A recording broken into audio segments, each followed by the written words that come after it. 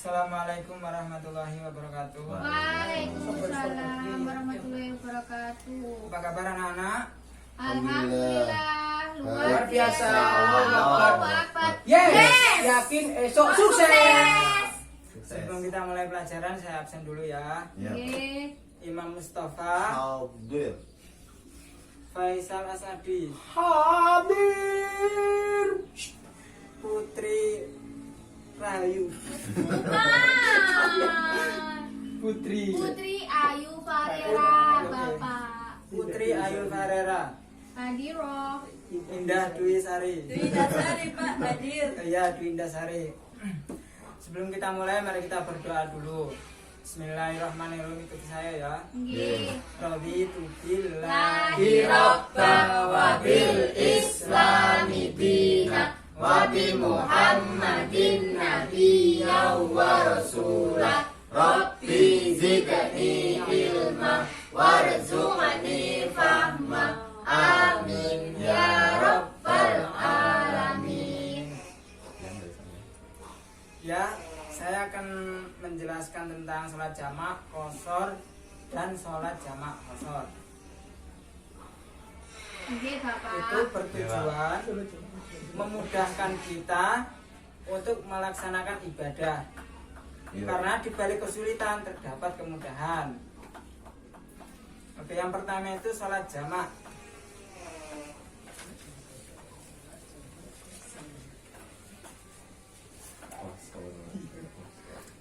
Pengertian sholat jamak itu menurut bahasa berarti mengumpulkan.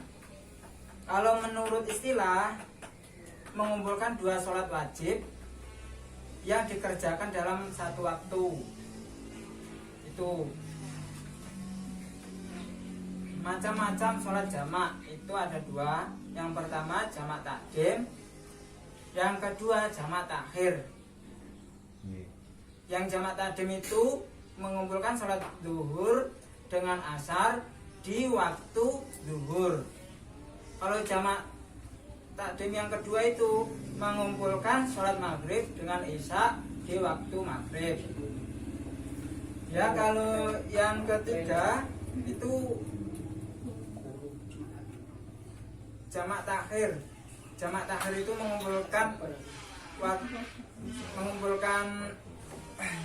sholat zuhur dengan asar di waktu asar dan mengumpulkan sholat maghrib dengan isya di waktu isya.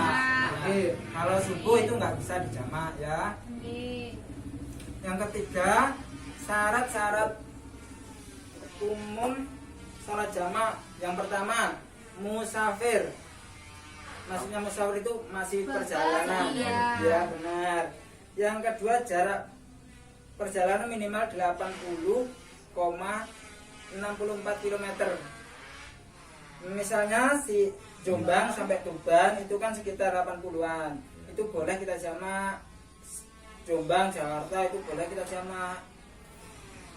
Terus syarat yang ketiga itu tidak boleh makmum dengan orang yang mukim. Contoh, kita masih perjalanan terus kita berhenti di masjid, kita ikut menjadi makmum di masjid itu tidak boleh. Kita harus sholat sendiri. Jika kita berdua dengan orang di perjalanan itu kita boleh. Yang ketiga, berniat sholat jamak. Oke, yang selanjutnya itu syarat jamak takdim, dikerjakan tertib, yakni dengan syarat yang pertama, misalnya zuhur dahulu, kemudian asar, setelah itu maghrib dahulu, kemudian isya. Itu syarat jamak takdim ya. Nggih. Kalau niatnya itu dilakukan pada salat pertama. Jamak takdim berarti niatnya dilakukan pada waktu pertama, awal. Ya, di awal, di waktu seumpama sholat zuhur dengan asar. Berarti niatnya di waktu zuhur. Yang ketiga itu berurutan antara keduanya, yaitu tidak boleh disela dengan salat sunnah atau lain-lain. Contoh, saya sekarang sholat jamak takdim ya, melakukan sholat zuhur. Setelah sholat zuhur 4 rakaat itu tidak boleh disambung dengan ba'diyah atau yang lain. Kita setelah salam langsung berdiri lagi melanjutkan sholat asar. gitu. Yang ketiga itu syarat-syarat sholat jamak. Yang pertama, Nggih. yang selanjutnya sholat jamak bagi yang tidak musafir itu diperbolehkan dengan syarat hujan lebat sehingga menyulitkan perjalanan. Tapi kan bisa sholat di rumah, Pak. Kan bukan musafir lah.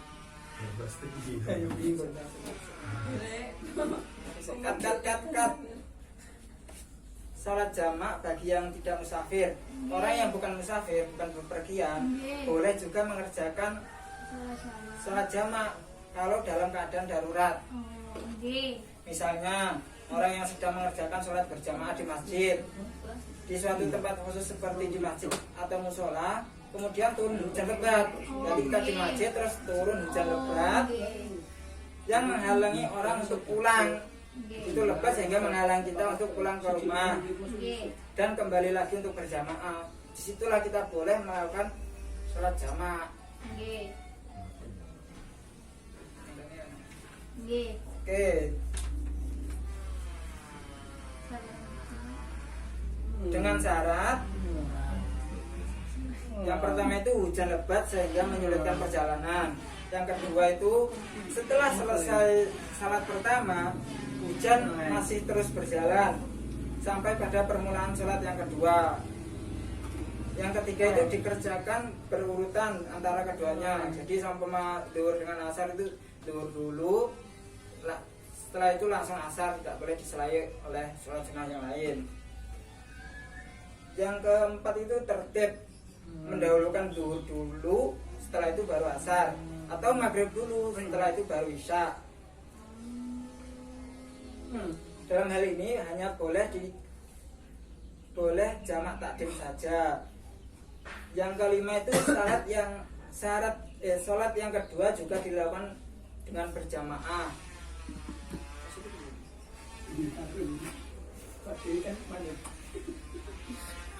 Ya sekarang praktek sholat jamak ya. Yang pertama itu cara melaksanakan sholat jamak takdim. Misalnya sholat duhur dengan asar. Sholat duhur dahulu, sama saya mau melakukan sholat jamak. Itu saya sholat duhur dahulu. Setelah duhur 4 rakaat selesai, saya langsung berdiri dan melakukan sholat asar gitu. Jamak Tata caranya tuh begini. Berniat sholat duhur dengan jamak takdim bila dilafalkan, yaitu niatnya begini: usolli fardhan duhri arba'an rakaat, usolli fardhan duhri arba'an rakaat ting jam'an takdiman ma'al asri fardhan lillahi ta'ala gitu. Coba diulangi Mas Imam. Ayo, usolli fardhan duhri arba'an rakaatin jam'an takdiman ma'al asri fardhu lillah. Terus yang kedua itu takbiratul ihram. Setelah niat Allah itu sama niat, sambil niat di dalam hati, dan Allah itu sambil niat, kemudian wakbar itu niat selesai. Setelah itu duhur biasa 4 rakaat. Setelah selesai salam. Setelah salam langsung berdiri lagi. Itu terus berniat yang kedua, yakni sholat asar. Niatnya begini: usolli fardhul asri arba'a rakaat ting jam'an takdiman ma'al fardhu lillahi ta'ala. Coba Mbak Indah.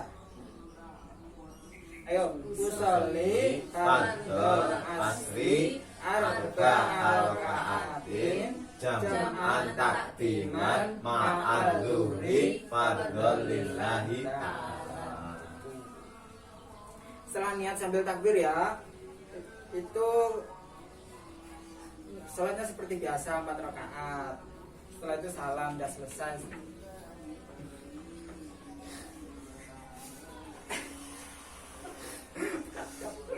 10 menit juga. 10 10 menit tiket pun temu wisan. Sisa itu sok gitu. Enjoy. Kuat. Iya, wis jero iki. Enggak bisa sih mau somo dengan. Iya. Kol. Ya mek ngejar ini. Enjoy ojo. Ojo. Apa nih jadi apa? Jadi jadi kalau sholat maghrib dengan isya itu sama saja dengan sholat zuhur dan asar. Asar. tadi. Zaman takdim. Ya, Takhir. Nek takhir itu dilaksanakan di akhir. Tapi tetap sholatnya. iya begitu. Jangan diskusi sendiri dong, Faisal. Pak, Faisalin dulu. Belum Saya mau paham. didengarkan ya. Pak leha-leha, Pak. Masa diajar leha-leha, Pak? Ya Allah, ya Sudah. Allah. Ayo kita lanjutkan lagi. Yang kedua itu pengertian sholat qashar. Qashar artinya apa? Ayo coba Faisal. Meringkas. Meringkas. Ya benar. Bersum. Itu secara bahasa. Kalau secara istilah, Menjadikan satu. Menjadikan satu. Cinta. Satu hati, satu cinta. Masih ada. Ya Allah, Pak Guru, please, Pak Guru. Kok gak mau coba Pak Guru? Kok? Ya Allah. kurang ada istilah anu ya. Yo, Yo, gak usah nantang. Nek gak ono gak usah nantang. Gak ono nantang. Bahasa nih loh. Direncanakno sih to. Yo, Ya. Kok meringkas untuk ae. Oke. Meringkas Ayo. sholat. Yang selanjutnya itu pengertian sholat asar. Ya. Kosong. Yang selanjutnya itu pengertian sholat qashar. Apa itu arti qashar? Ayo coba Imam. Meringkas. Ya benar. Apa hukumnya sholat qashar? Sunnah. Ya benar. Jika memenuhi syarat. Memenuhi syarat. Tuh, ya. Syarat-syaratnya itu apa aja? Musafir. Mukalaf. Musafir, benar. Mukalaf. Mukalaf juga benar. Balik. Mukalaf. Lalu apa? Ayo. Jaraknya Lebih Sudah. dari 80 kilo. Kilometer. Ya, benar. 80,64. Yang terus apa lagi? Berniat mengqashar pada waktu takbiratul ihram. Nggih, Pak. Lele. Konflik mari. Ku diajar lele. Diajar lele. Jadi cara mengqashar sholat yaitu Bicara istilah. yang pertama, sholat yang berjumlah 4 rakaat yaitu zuhur, asar, dan isya itu dapat dibagi menjadi 2, yaitu kan 4 rakaat asalnya itu menjadi 2 rakaat. Itu yang namanya meringkas. Dalam prakteknya, bila seorang melaksanakan sholat jamak qashar zuhur dan asar, maka zuhurnya dikerjakan 2 rakaat dan asarnya 2 rakaat. Yang kedua itu salat maghrib dan salat yang kedua, salat maghrib adalah salat yang rakaatnya tidak bisa diqashar karena berjumlah 3 rakaat. dan tidak bisa dibagi menjadi 2. Ya. Apabila diqashar tetap dilaksanakan menjadi 3 rakaat. Seorang yang ingin melaksanakan jamak qashar antara salat maghrib dan isya, maka maghrib dilaksanakan 3 rakaat dan isya-nya 2. Benar sekali, pinter Mas Faisal. Adapun sholat subuh itu bisa diqashar apa tidak? Tidak bisa, Pak. Tidak. Ya, benar sekali. Karena Waktunya panjang. subuh waktunya panjang. Bisa. Ya Allah, astagfirullah. Bisa. Bapak, Karena cuma ada 2 rakaat. dia tidak paham, Bapak. Enggak belajar. Enggak belajar. Iya, Pak, kemarin saya lele ya. Ya, sholat subuh itu tidak bisa dijamak dan tidak bisa Di kosor. BFP ya. Gini. Nyanyi sudah hafal semua? Belum. Ayo kita coba baca dulu. Ikuti saya ya. Oke. Usolli fardhu dhuhri. Bismillahirrahmanirrahim. Usolli fardhu dhuhri. Ya, bismillah dulu. Bismillahirrahmanirrahim. Usolli fardhu dhuhri raka'ataini qasran majmu'an ilaihil asri asru. Asru. Jamaah takdiman. Jamaah takdiman. Lillahi ta'ala. Lillahi ta'ala. Itu tadi niatnya sholat. Kosor. Jamak Jamak kosor duhur dengan asar. Kosor takdim atau takhir tadi itu? Takdim. Ya benar. Itu sebagai berikut. Sekarang kita akan menjelaskan. Saya akan menjelaskan hikmah sholat jamak dan kosor. Tutup no, keburu segitu. Hikmahnya itu yang pertama, sholat jamak dan kosor merupakan keringanan atau rukhsah dari Allah Subhanahu wa Ta'ala terhadap hamba-hambanya manakala kita sedang bepergian sehingga dapat melaksanakan ibadah secara mudah sesuai dengan kondisinya. Yang kedua itu melaksanakan sholat secara jamak dan kosor mengandung arti bahwa Allah Subhanahu wa Ta'ala tidak memperberat terhadap hambanya karena sekalipun sholatnya dikumpulkan dan diringkas tetapi tidak mengurangi pahalanya. Yang ketiga itu disyariatkan sholat jamak dan kosor supaya manusia tidak berani meninggalkan sholat karena ia dapat melaksanakan dengan mudah dan cepat. Ayo. Nah tadi kan sudah kita baca bersama-sama niatnya. Ya. Coba sekarang, ayo siapa yang berani? Saya. Ya silakan. Yang apa, Niat sholat jamak kosor maghrib dengan isya takdim. Bismillahirrahmanirrahim. Usolli fardhu maghribi Ya. rakaataini jam'u. Oh salah mas. Kalau maghrib itu 3 rakaat bukan 2. Oh, 2. Iya, karena tidak bisa di. Ya, berarti usolli Ya. fardhu maghribi salasa rakaatin jam kosron Majmu'an majmu'an ilaihil isya jam'a takdiman jam'a takdiman lillahi ta'ala. Ini Pak. Ya sudah, saya tanya dulu sama Mbak Indah. Syarat, sebutkan 2 syarat jamak takdim.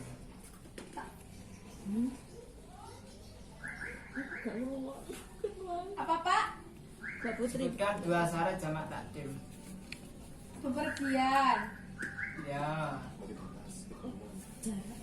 Jarak lebih dari 80 km.